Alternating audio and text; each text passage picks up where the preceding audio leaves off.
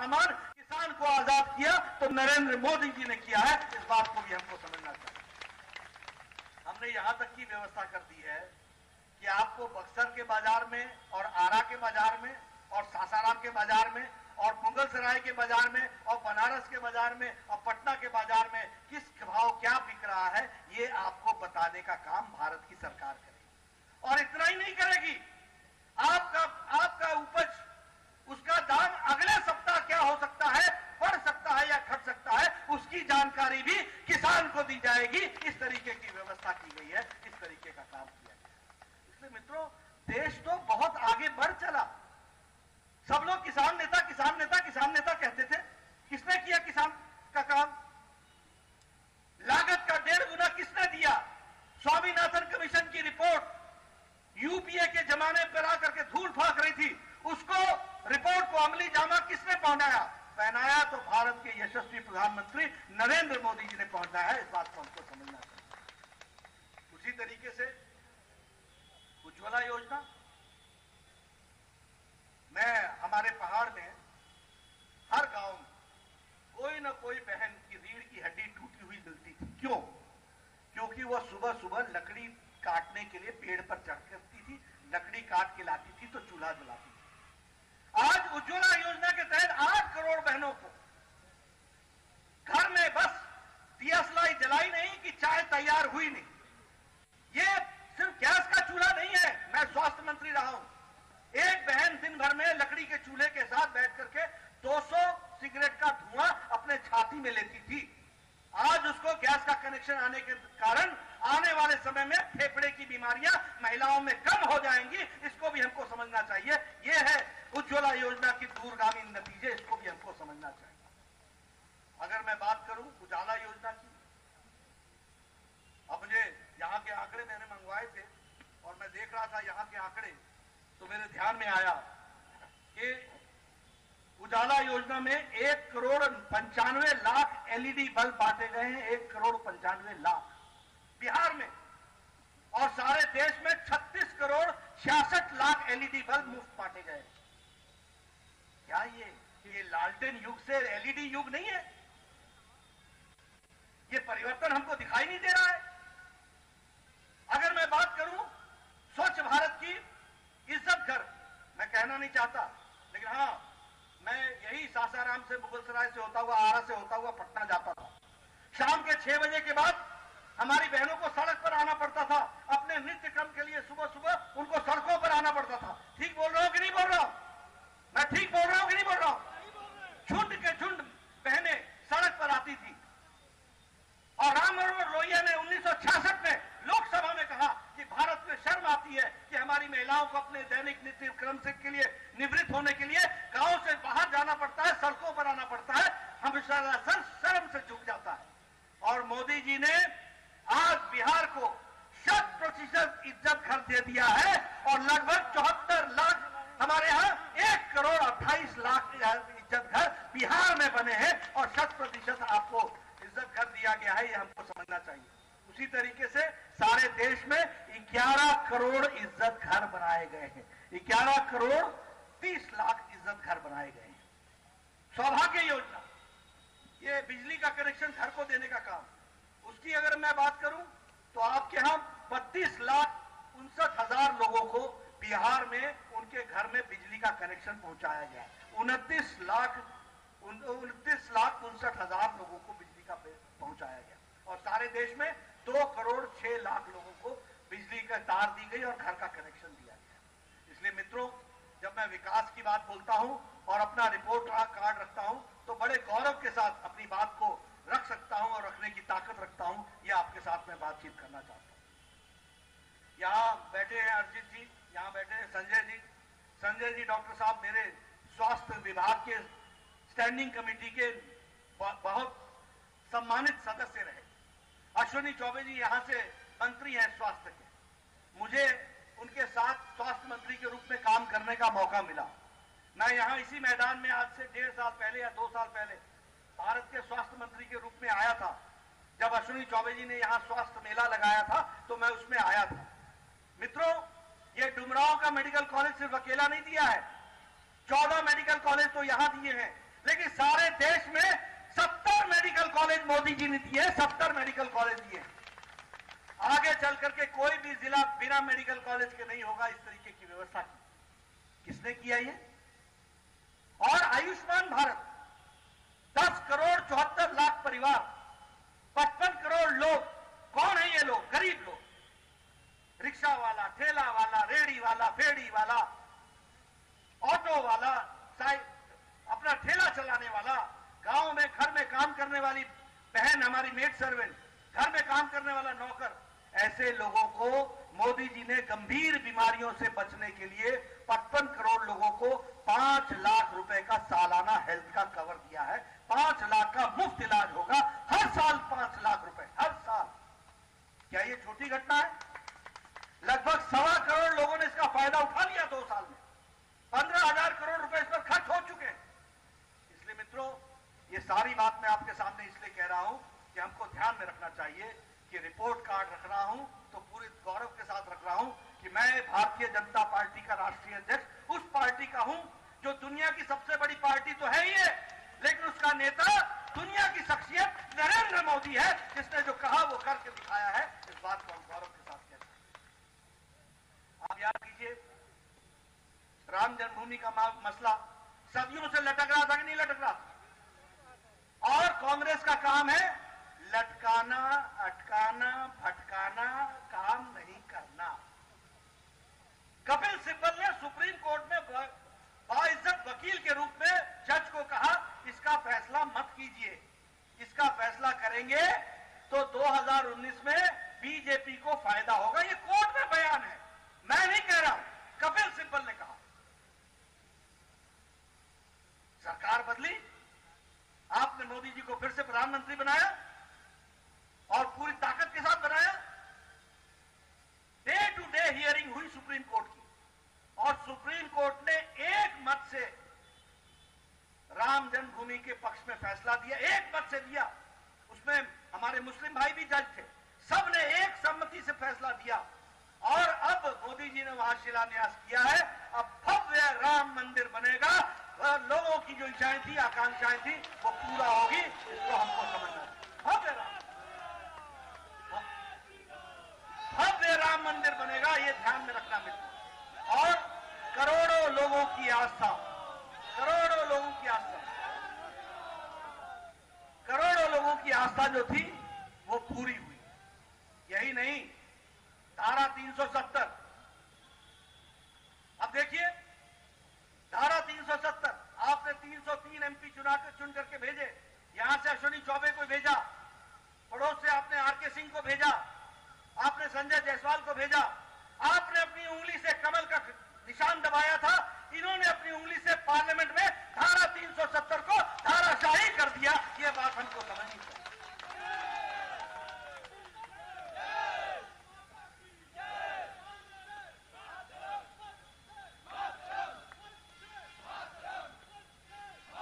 मित्रों, ये देश की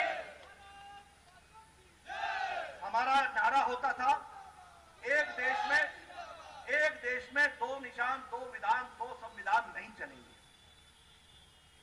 कांग्रेस पार्टी 70 साल से रही। नेहरू जी कहते थे ये धारा 370 तो घिस घिस के घिस जाएगा। अरे कांग्रेस पार्टी घिस गई, धारा 370 नहीं घिसा।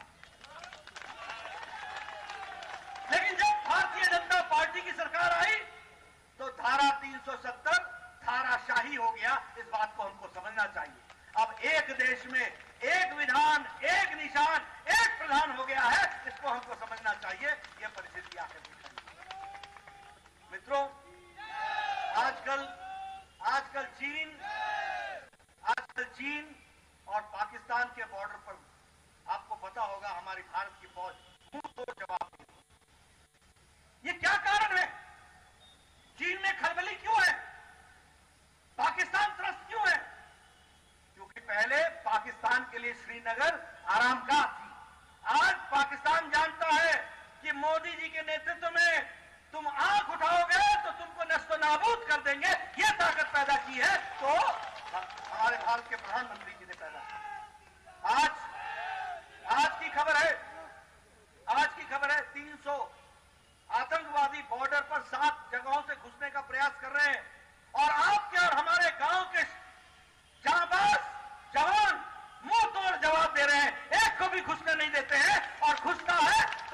चाहे मौत होती है, ये बात तय हो चुकी है। इस तरीके का काम किया। आपको जान करके खुशी होगी मित्रों, सुनो मेरी बात सुनो। आपको जान करके खुशी होगी कि अरुणाचल प्रदेश से लेकर लद्दाख तक और हमारे लद्दाख के सबसे महत्वपूर्ण स्थान तक 4700 किलोमीटर की 4 लेन सड़क 12 महीने चलने वाली मोदी जी ने तैयार कर दी है। इस बात को हमको समझना चाहिए। 14,000 मीटर के ब्रिज,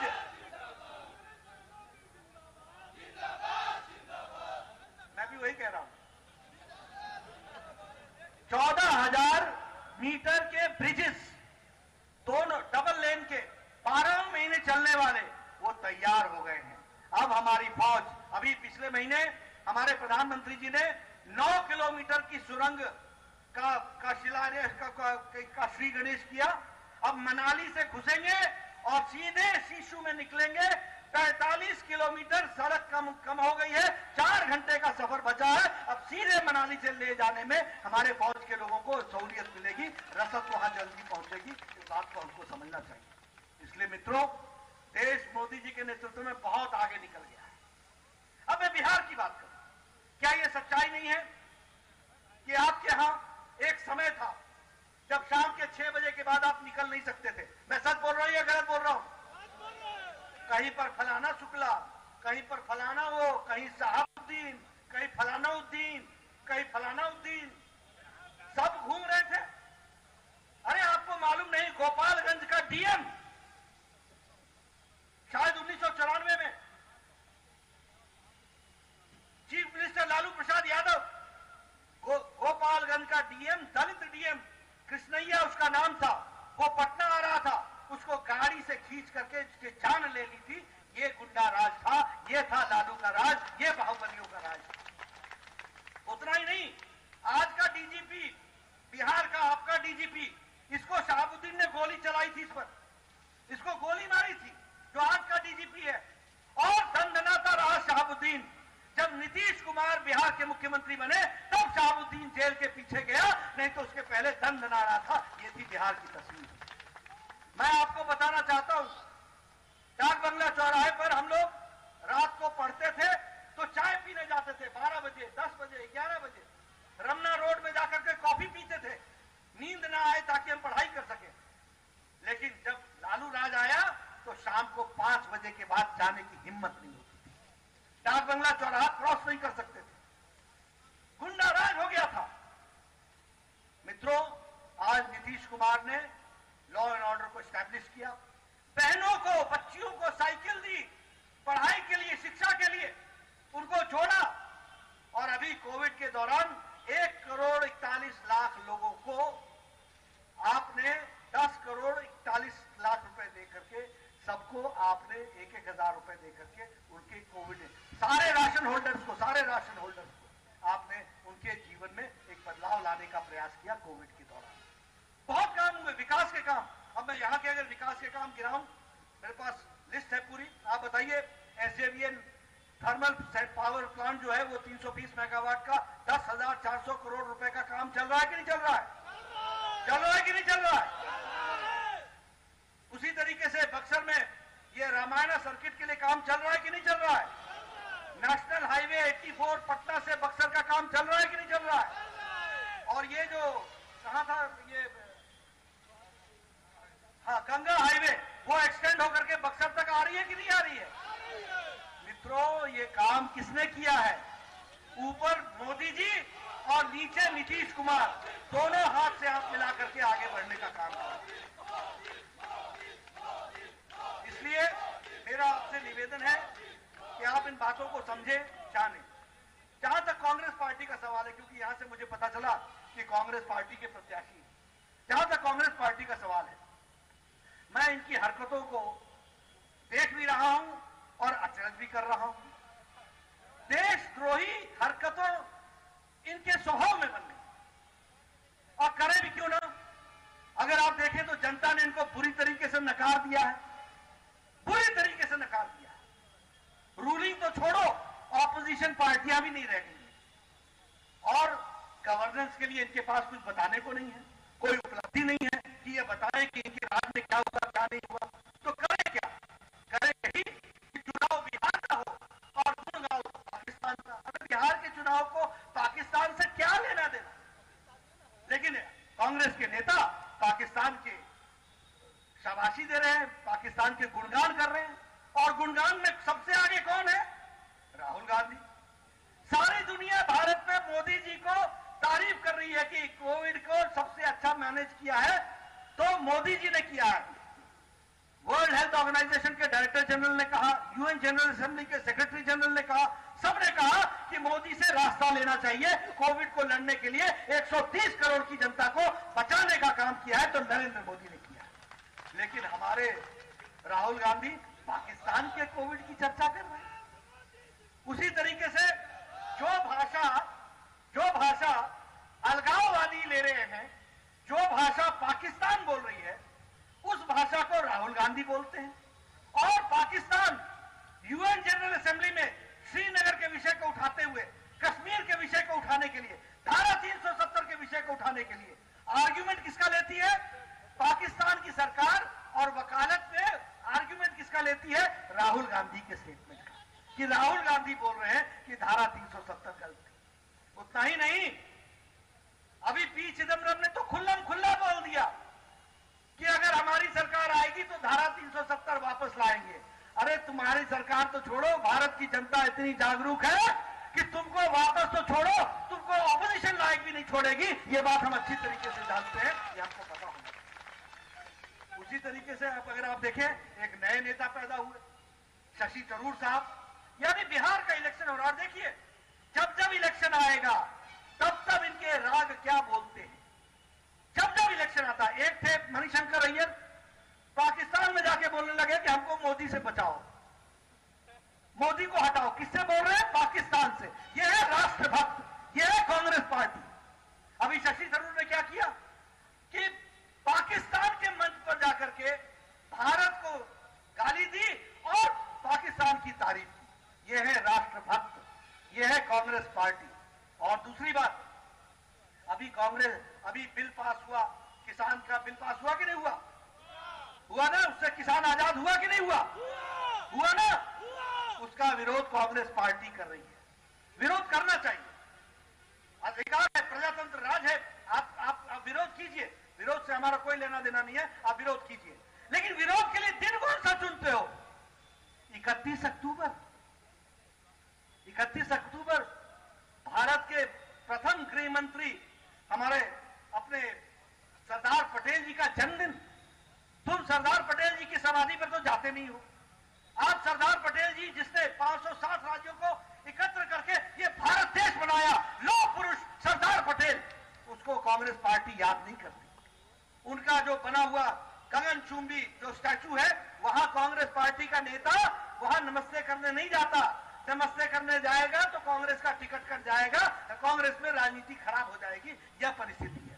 लेकिन तुम राष्ट्रभक्त लौह पुरुष सरदार पटेल के जन्मदिन के दिन तुम आंदोलन करने की बात करते हो, भारत में आंदोलन का नारा देते हो।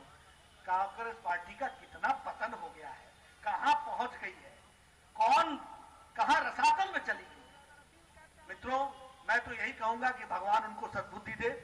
लेकिन इस चुनाव में मैं ये जरूर आपसे कहूंगा कि यह जो अस्वाभाविक, अपवित्र गठबंधन है, इसमें माले है। अब माले का क्या रोल है आपको मालूम है ना? बक्सर में आपको मालूम है ना? आपको मालूम है ना आरा में क्या इनका रोल है? ये और राजद दोनों मिलकर, मतलब शेर पे सवा शेर। तो बिहार की शांति का क्या हाल होगा उसको सोच लीजिए। ऐसे लोगों को मुंह तोड़ जवाब देने की जरूरत है, भारतीय जनता पार्टी को जिताने की जरूरत है। और मेरा निवेदन है कि हमारे जो यहाँ के वीआईपी के कैंडिडेट हैं उनको, और हमारे बीजेपी के कैंडिडेट हैं उनको, एनडीए के कैंडिडेट्स को आप चुनाव जिताएं, सफलता दिलाएं।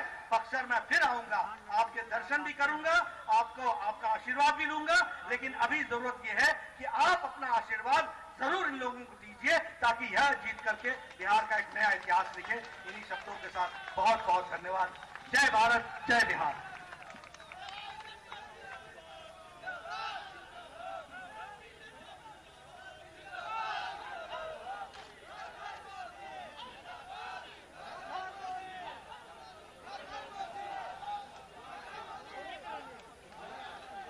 मैं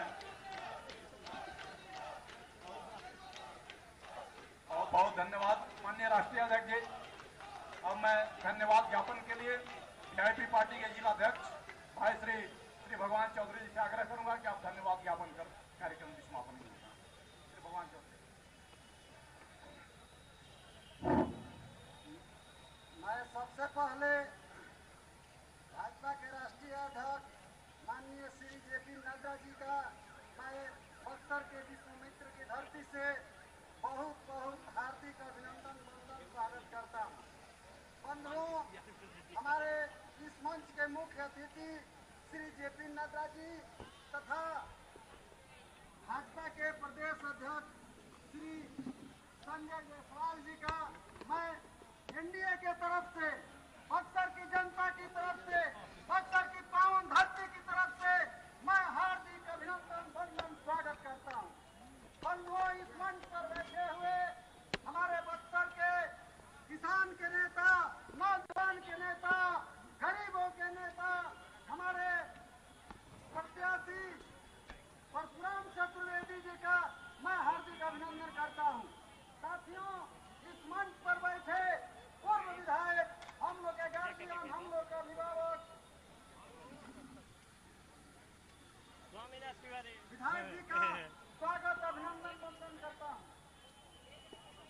मैं ब्रह्मपुर के प्रत्याशी, एनडीए के प्रत्याशी, वीआईपी पार्टी के प्रत्याशी श्री जयराज चौधरी का मैं इस मंच से अभिनंदन स्वागत करता हूँ। आरा के बाजार में और सासाराम के बाजार में और मुगल सराय के बाजार में और बनारस के बाजार में और पटना के बाजार में किस भाव क्या बिक रहा है, ये आपको बताने का काम भारत